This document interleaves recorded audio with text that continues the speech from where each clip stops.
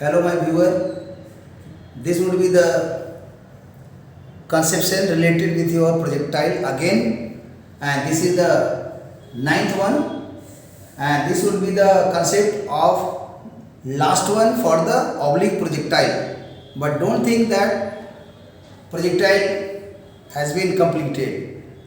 After the oblique projectile, all 9 concepts, there would be rectangular projectile, and in that one I'll give some 4 or 5 conception, and then last third part would be your oblique inclined plane projectile.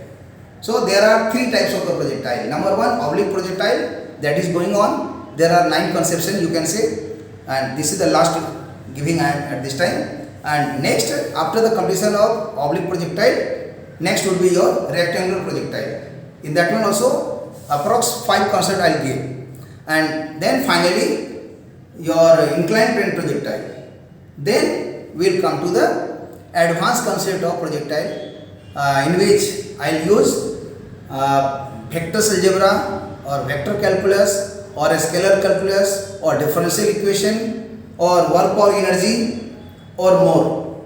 So depending upon the circumstances, I will give that one also.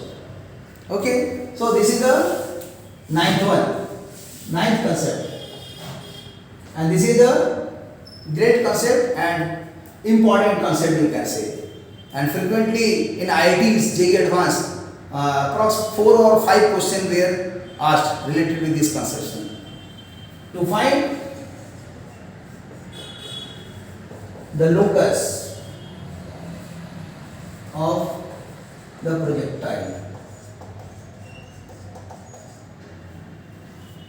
when alpha and when u and alpha are given. Here u and alpha are the usual meaning, that is u is angular projection, velocity of projection, alpha is the angular projection. So these two are known, and we have to find the locus of the projectile. That will be your in the form of quadratic form, y equal to x square bx plus c, and where c will be 0. So what is the a, what is the b, that we have to find. So make first of all the diagram here.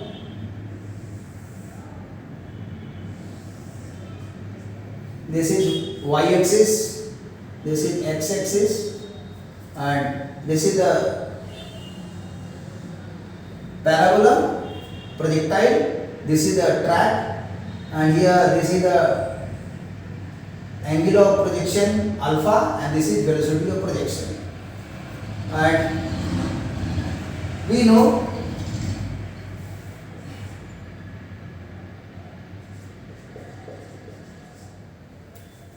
for horizontal motion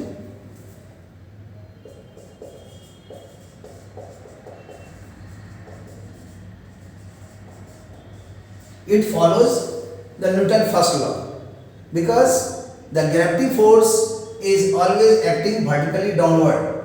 So component along horizontal direction is 0. So this is called no force along the horizontal direction. So Newton's first law. That is again 2 types, either static equilibrium or dynamic equilibrium. But here the component of u is u cos alpha. So initially it has the velocity. So that u cos alpha will be continued in the horizontal motion following the dynamic equilibrium, and in the vertical motion against the directions of y, oy in the downward direction.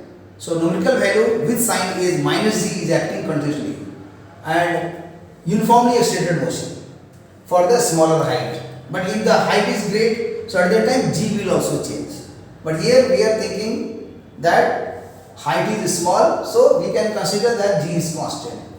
So for the horizontal motion it is dynamic equilibrium, uniform velocity motion, and for the vertical it is your uniformly extended motion, and the value of the acceleration is equal to g and always acting vertically downward. So for horizontal motion there is the formula x is equal to x naught v naught x t. This is the formula, and how this formula comes later on on the topics of kinematics two-dimension, I'll give the detail of this one, how this formula comes. But at this time, it is not needed. So x is equal to x and x naught is equal to 0 because the object is projected from the origin 0, 0. So initially x coordinate is 0, y coordinate is also 0. So we can write x naught 0. But suppose the object is projected from other point except this origin. So at that time the coordinate x naught, y naught you have to consider. But here from the origin we are projecting the object, therefore no need to have the value of the x naught, that will be 0. And here v naught x. So velocity along x axis initially, that is u cos alpha and t. So finally x equal to u cos alpha t. This is the first relation. For vertical motion,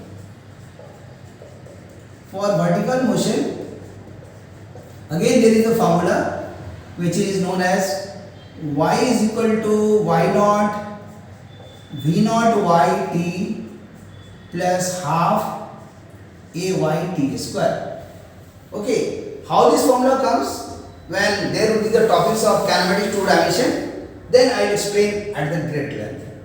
In the IT syllabus for the JEE Advanced, there are syllabus as number 1 kinematics one dimension, which contains according to syllabus 8 concepts, and kinetic two dimension that contains including vectors as the 16 concept. And third is your projectile which is going on. Then there will be circular motion in the horizontal plane, not in the vertical plane. That will be taught in the work or energy chapters. Okay, so that circular motion horizontally in the horizontal plane either uniform or non-uniform. And the last will be relative velocity. And before understanding relative velocity, you have to understand the subtraction of the vectors. And before subtraction of vector, you have to understand addition of the vectors. So that will be discussed on the topics of the vector algebra in mathematics as well as in physics also. So here using this formula y and y naught is 0, v naught y means a component of u in the vertical direction is u sin alpha. So u sin alpha t plus half expression in the vertical direction, that is your minus g. Okay. And solving we will get the answer u sin alpha t minus half gt square. So you can see these two relations from relation 1 and 2, from relation 1 and 2. We can say x is something u cos alpha t and y is equal to u sin alpha t minus half gt square. And finally these two are the function of t, ft, and suppose this is gt. So this is known as parametric form of the locus. So this is the locus, you can see. Locus in parametric form. What is parametric form? Simply, if we write x is equal to something function of t and y another function of t, so jointly they are termed as parametric function in two dimensions. So in the physics or in the differentiation I will discuss about the parametric function in 3 dimension or in 2 dimension. In 3 dimension, x would be something function of t, y would be again another function of t, and z will be again another function of t. So overall that is called locus in the parametric form in the 3 dimension. So after removal of the t, you can get the relation among x, y, z, or in the 2 dimension x and y. So here too we have to eliminate t to get the relation between x and y. So from relation 1 we can find the t. Since x is equal to u cos alpha into t, so finally this will give us the answers t is equal to x by u cos alpha. So let this answer is the third one. So now this t value can be put in the relation second. So from relation second, putting the value of the t from relation second, putting the value of t. Okay, so what will happen?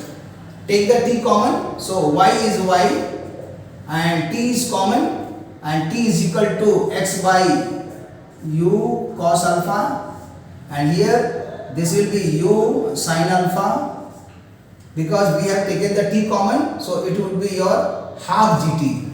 So this is half, this is g, and t square, t is common here, so 1t would be x by u cos alpha.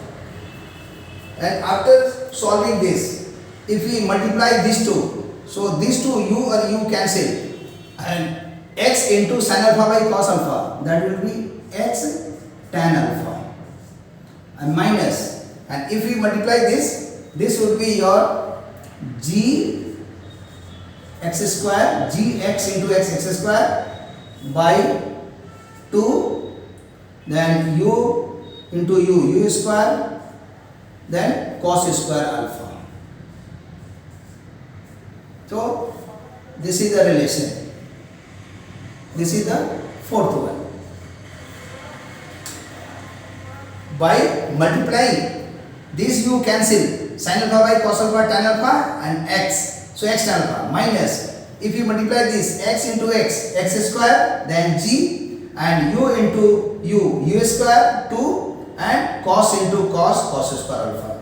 So next step of this one, don't think that this is the final answer. So again we will proceed. So you can take the snapshot of this one also, screenshot. Okay. Now what we have to do? Take the common x tan alpha. Suppose we are taking the common. So if we take the common x tan alpha, here there will be only one unity, and here just you write all the answers, but already x we have taken the common, so here only x. So gx divided by 2u square cos square alpha, and here since there is tan alpha, so we have to multiply cot alpha, because according to class 10 in CBSE we have studied that tan alpha into cot alpha 1. So if you solve this equation, you will get these same relations. Okay. Now x tan alpha 1 minus gx by 2u square cos square alpha, and this is cos alpha by sin alpha. So x tan alpha 1 minus here cos alpha and the power, because there are two cos alpha, cos square alpha, so one cos alpha terms cancels, so we are having g x by 2 u square sin alpha into cos alpha. Just you see, x tan alpha 1 minus gx divided by 2u square sin alpha into cos alpha. And now this step we can write x tan alpha 1 minus x divided by u square 2 sin alpha into cos alpha divided by g. So this g can be brought in the denominator, and these very answers is equal to 1 minus x, and this is horizontal range, because 2 sin alpha into cos alpha, that is sin 2 alpha, so u square sin 2 alpha by g, that is called horizontal range. So we can write here, just I am showing this one, these r is equal to u square sin 2 alpha by g. So we know this formula. So this formula r is equal to horizontal range u square sin 2 alpha by g. Instead of this answer, we have put this answer. So this y is equal to x tan alpha minus 1 minus x by r. So we can say that this very y is equal to x tan alpha 1 minus x by r. So great relation, very important relation, and the same relation you can extend. Now you can take the again snapshot or screenshot for the fifth relation.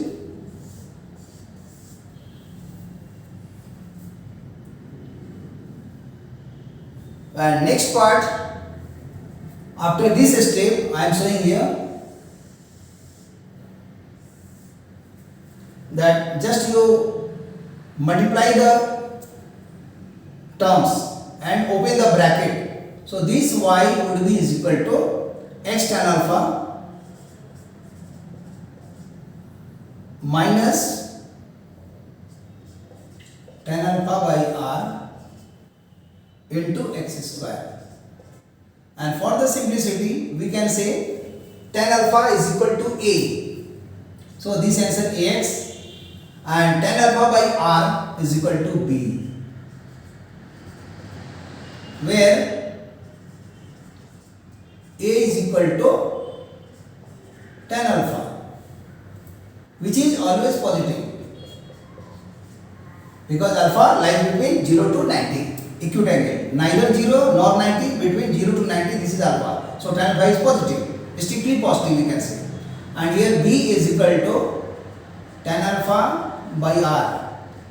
This r is the horizontal range, and horizontal range is also positive because u square is positive, g is positive, sin 2 alpha is positive because 2 alpha lies between 0 to 180, because alpha is between 0 to 90. Therefore, b is also positive. And now you can understand, whenever this relation is given, this is the sixth one relation, and this relation is the great length, great equations known as quadratic equation. Y is equal to ax square plus bx plus c, but here c is absent. What is the reason? Because the graph passes through the origin, therefore the constant term will be abolished. Okay, and now here this relation is great for solving the Eurodov problem. If you see the Eurodov, try your best. In the kinematics there are 58 questions. In Newton law there are 59 questions, and in work of energy or conservation of momentum or conservation of your energy, that contains 82 questions. So overall, mechanics of a particle is 199 question. 58 kinematics, 59 your Newton's law including friction, and number third work of energy, conservation of energy and momentum. So overall that is 82. So 58 plus 59 plus 82 equal to 199, means approx 200 related problem for the mechanics of a particle. Okay, so that contains kinematics, Newton law, work by energy. So you can solve the kinematics problem either by work by energy or by Newton law or by kinematics or by another method also, using the mathematics also. I'll explain later on. So here you can say that if we have these two relations and suppose alpha or r you have to find, easily you can find because we are having two equations. These two equations, and suppose tan alpha and r is unknown and a and b are given. So by solving these two equations we can get the answer of alpha and horizontal range.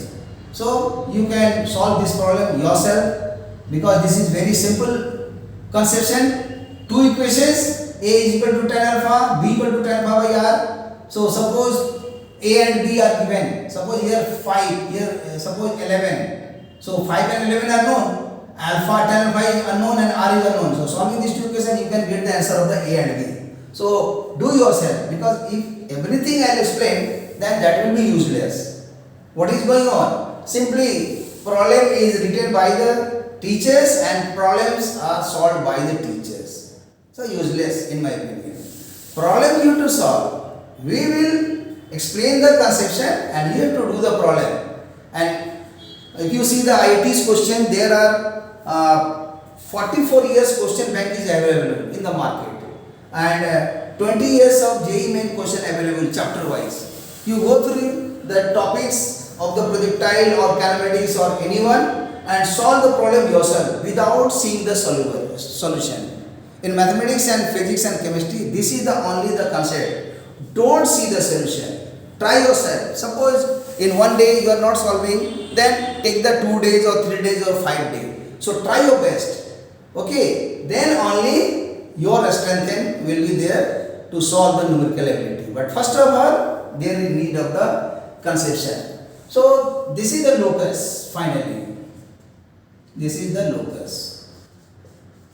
Now you can take the snapshot and just you see this conception is more or less come to an end, you can see, and here x and y you can take any point here p, which is the coordinate x comma y, and this is the time t equal to 0 and this is the time t equal to t. At the time t equal to t, how much x, how much y? So this is the how much x, how much y in terms of the t. Okay, so x is the function of t and y is another function of t. So if you have the u and alpha, putting the answers of the u, alpha and t, you can get the coordinate xy on this graph. Okay, so this is all about the conception of your oblique projectile. So oblique projectile,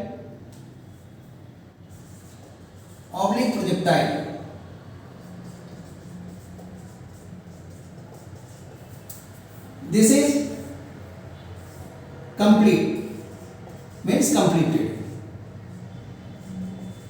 After the 9th conception, now we are up to that state, that oblique projectile concept, only 9 conception in my opinion. So I have given this concept in the arranged way, and this is the, you can say, section A of the projectile, and section B later on, this will come in the next week as the rectangular